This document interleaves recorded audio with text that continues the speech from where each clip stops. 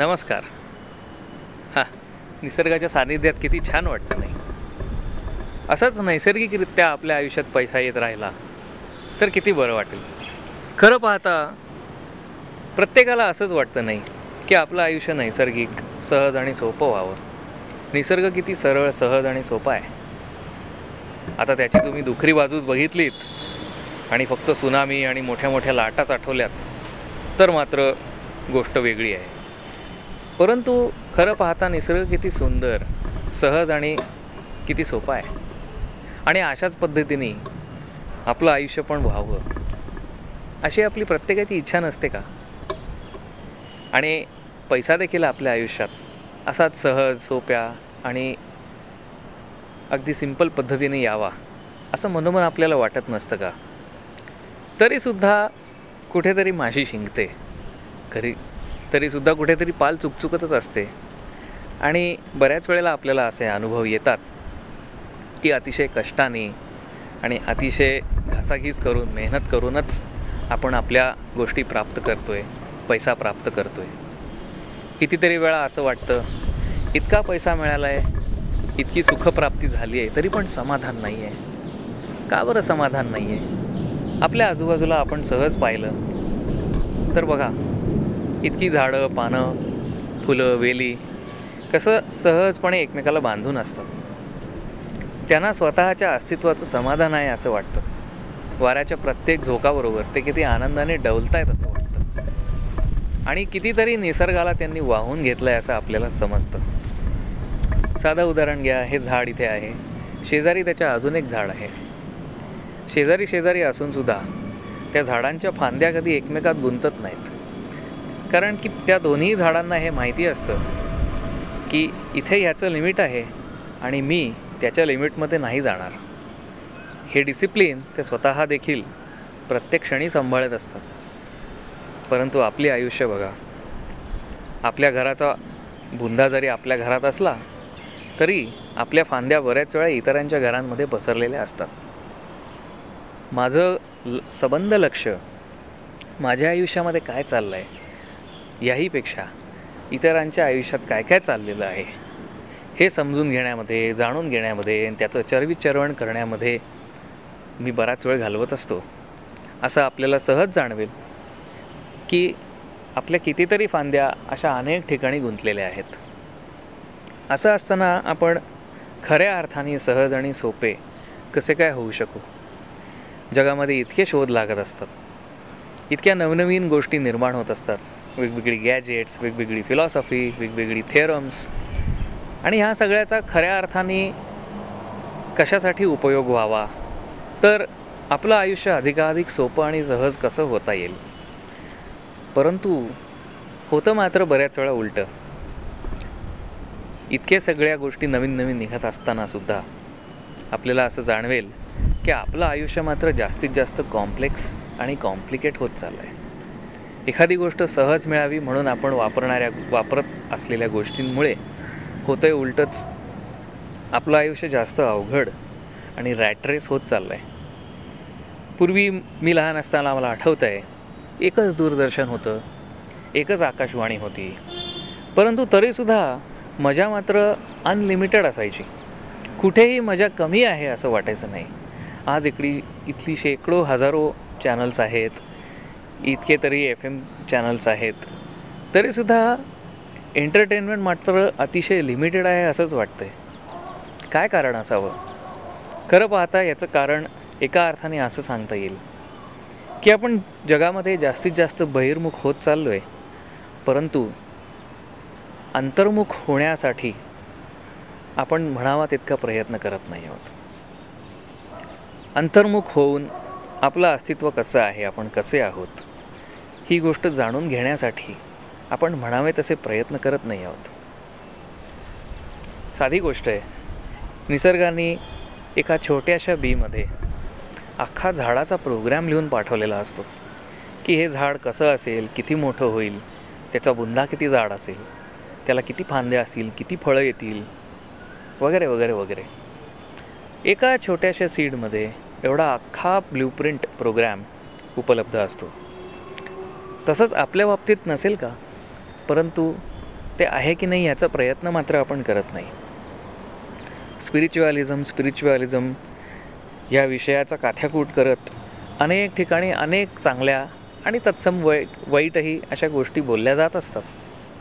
काही ठिकाणी आपल्याला असं आढळून येतं की स्पिरिच्युअलिझमच्या टॉकमध्ये हे सांगितलं, ते सांगितलं, असं सांगितलं, तसं सांगितलं. खरोखरीच बऱ्याच वेळा छान सांगितलं जातं, परंतु काय नक्की ॲक्शन घ्यायला हवी, काय गोष्टी नक्की अंमलात आणायला हव्यात. स्पिरिच्युअलिझम म्हणजे सगळं काही सोडून वनवासात जाणं एवढंच आहे का?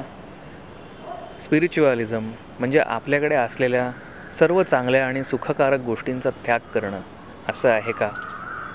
नक्की स्पिरिच्युअलिझम काय आहे? प्रत्येक शास्त्र, धर्म, प्रत्येक पंथ यांनी आपापल्या पद्धतीने स्पिरिच्युअलिझमचा उहापोह घ्यायचा प्रयत्न केला आहे आणि तसा प्रचारही ते लोक करत असतात. परंतु पैसा या गोष्टीचा स्पिरिच्युअलिझमशी संबंध आहे का? तर निश्चितच आहे असं मला वाटतं. कुठला मनुष्य असा असेल जो खऱ्या अर्थाने मेडिटेट करतोय? तर ज्या माणसाचं पोट भरलं आहे, ज्याची तृप्ती झालेली आहे अनेक गोष्टींची, असाच मनुष्य एका हायर स्पेसमध्ये, स्पिरिच्युअल स्पेसमध्ये कनेक्ट होऊ शकेल. ज्याला अनेक गोष्टी अजून प्राप्त करायच्या आहेत, अनेक सुखसमाधान, सुखसोयी, ॲम्बिशन्स अजून त्याच्या बाकी आहेत, असा मनुष्य खऱ्या अर्थाने संन्यासी म्हणून होऊ शकेल का? मुळात संन्यास घेऊन जायचं आहे कुठे? जगाचा विस्तार सगळं काही इथेच आहे. स्पिरिच्युअलिझम म्हणतात ते खरोखरीच जंगलात गवसतं का हो? मग जर ते जंगलातच गवसत असतं तर परमेश्वराने जंगलच ठेवली असती, एवढे सगळे मनुष्य निर्माणच केले नसते. तर मला असं वाटतं या गोष्टीला जरा वेगळ्या नजरेने बघण्याची आवश्यकता आहे. मनी वर्कशॉपमध्ये एक फार महत्त्वाचं सेशन होतं की व्हॉट इज देअर बियॉन्ड मनी. एखादा मनुष्य श्रीमंत आहे म्हणून तो सुखी आहे का एखादा मनुष्य सुखी समाधानी आहे म्हणून तो श्रीमंत आहे?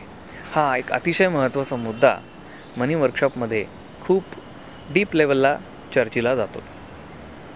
याचे एक बेनिफिट असे होतात की आयुष्यामध्ये बघायचा दृष्टिकोन आपला जास्तीत जास्त विस्तारत जातो. आपण वेगवेगळ्या अंगांनी आपल्या स्वतःच्या आयुष्याकडे व आपल्या स्वतःला बघण्याचा प्रयत्न करतो. कितीतरी फॅक्टर्स, कितीतरी डायमेन्शन्स असे असतात ज्यांचा आपल्याला सुगावा लागलेला नसतो, पत्ता लागलेला नसतो. आणि मनी वर्कशॉपमध्ये ह्या टिपिकल अशा काही सेशन्समध्ये आपल्याला अशा गोष्टींची देखील जाणीव होऊ शकते. माझा स्वतःचा वैयक्तिक अनुभव असा आहे की या अगोदर देखील मी कामं करत होतो, सक्सेस मिळत होता, गोष्टी येत होत्या, पैसा येत होता, परंतु मी स्वतःला इतक्या वेगळ्या पातळीवरनं बघायचा कधी प्रयत्न नाही केला. आणि मी तुम्हाला खरं सांगतो, ही गोष्ट अजिबात अवघड नाही आहे, अतिशय सोपी आहे. रादर सोपीच नाही पण अतिशय महत्त्वाची सुद्धा आहे. मनी वर्कशॉपमध्ये जो चर्चेला गेलेला विषय होता तो म्हणजे आपल्या स्वतःची पर्सनॅलिटी ओळखा. आपण कसे आहोत? स्पिरिच्युअली एखादी गोष्ट आपल्याला साध्य करायची असेल तर त्यासाठी कशा प्रकारचा दृष्टिकोन असायला हवा? कुठल्या गोष्टी आपल्याला स्पिरिच्युअलिझमकडे नेऊ शकतात? आणि स्पिरिच्युअलिझमच्या वाटेवर जाताना तिथे देखील आपल्याला पैशाचा, लक्ष्मीचा कसा उपयोग होऊ शकतो? हा देखील एक महत्त्वाचा मुद्दा मनी वर्कशॉपमध्ये चर्चेला जातो. मनी वर्कशॉप हा प्रोग्रॅम फक्त पैसा कसा मिळवावा आणि तो कसा योग्यप्रमाणे खर्च करावा इतपतच नव्हे, तर पैशाच्या अनेक वेगवेगळ्या बाजू काय असतात हे समजावणारा प्रोग्राम आहे. काही वेळेला असं अनुभवास येतं, असे काही लोक मनी वर्कशॉपमध्ये येतात ज्यांना खरोखरच पैसा मिळवणे हा मेजर प्रॉब्लेम नसतो. ऑलरेडी त्यांच्याकडे भरमसाठ आणि मुबलक प्रमाणामध्ये पैसा उपलब्ध असतो, परंतु ते वेगळ्या प्रकारच्या सुखाकडे आणि समाधानाकडे पाहत असतात. आणि अशा बाबतीत देखील मनी वर्कशॉपमध्ये बऱ्याच वेगवेगळ्या प्रकारचं मार्गदर्शन आपल्याला मिळू शकतं. पैशापलीकडे पैसा कशा प्रकारचं सुख देतो, पैशापलीकडे पैसा कशा प्रकारचं समाधान देतो, कशा प्रकारच्या वाटेवर आपल्याला कोणत्या प्रकारचं ज्ञान मिळतं, हा एक महत्त्वाचा मुद्दा, हा एक महत्त्वाचा विषय ह्या वर्कशॉपमध्ये डिस्कस केला जातो. माझी अशी प्रामाणिक इच्छा आणि निवेदन आहे की प्रत्येक कमावत्या पुरुषाने आणि कमावत्या किंवा हाऊसवाईफ असलेल्या स्त्रीने किंवा अशा कोणत्याही व्यक्तीने ज्याच्या पैशाशी संबंध येतो त्याने पैशाबद्दल एक अतिशय होलिस्टिक असा ॲप्रोच, होलिस्टिक असा व्ह्यू निर्माण करण्यासाठी मनी वर्कशॉप ह्या कार्यक्रमाचा जरूर लाभ घ्यावा. मनी वर्कशॉपमध्ये पैशाविषयीचं जे प्रगल्भ ज्ञान आपल्याला मिळतं क्वचितच ते कुठल्या दुसऱ्या प्रकारच्या कार्यक्रमामध्ये किंवा प्रोग्राममध्ये मिळत असेल. मुख्य म्हणजे एक गिल्ट फिलिंग जे बहुतांश लोकांच्या मनामध्ये येऊ शकतं की अति पैशामुळे आपण वाहवत तर नाही ना जाणार, अति पैशामुळे आपण स्पिरिच्युअलिझमच्या उलट्या दिशेला तर नाही ना जाणार. नेमका ह्या मुद्द्यावरती अनेक प्रकारची चांगली उत्तरं तुम्हाला मिळू शकतात.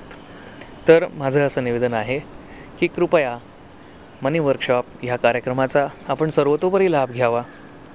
पैसा मिळवणे, पैसा खर्च करणे, पैशापासून सुखप्राप्ती, पैशाची अटॅचमेंट आणि याही पलीकडे how money is linked with spiritualism, where money is beyond money हा विषय देखील आपल्याला समजू शकेल. तर माझं असं निवेदन आहे की आपण मनी वर्कशॉपचा जरूर लाभ घ्यावा आणि जास्तीत जास्त समृद्धी, सुख आणि समाधानाकडे आपली व आपली कौटुंबिक वाटचाल करावी. धन्यवाद.